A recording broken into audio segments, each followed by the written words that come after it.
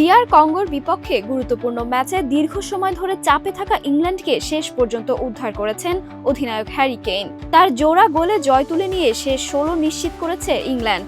ম্যাচের দ্বিতীয়ার্ধ যত এগোচ্ছিল ইংল্যান্ডের সংখ্যাও তত বাড়ছিল।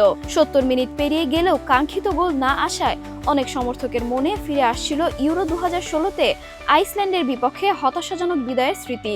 তবে সংকটের মুহূর্তে দলের সবচেয়ে নির্ভরযোগ্য খেলোয়াড়ই দায়িত্ব নেন। আমাদের উঠে দাঁড়াতে হবে।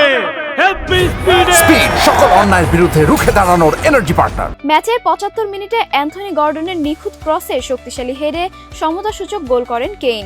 এরপর 86 মিনিটে 4 জন ডিফেন্ডারকে কাটিয়ে দারুণ নিয়ন্ত্রণ ও ভারসাম্য রেখে জোরালো শটে জয়সূচক গোলটি করেন তিনি।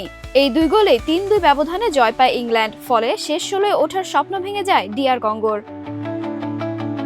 এই ম্যাচে গোল করে বিশ্বকাপে ইংল্যান্ডের হয়ে সর্বোচ্চ গোলের রেকর্ডও ভেঙেছেন হ্যারি কেইন। তার বিশ্বকাপ গোল সংখ্যা এখন 13।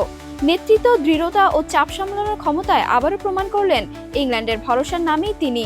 শেষ 16-তে এবার ইংল্যান্ডের সামনে অপেক্ষা করছে স্বাগতিক মেক্সিকো। ম্যাচটি হবে ঐতিহাসিক আজতেকা স্টেডিয়ামে।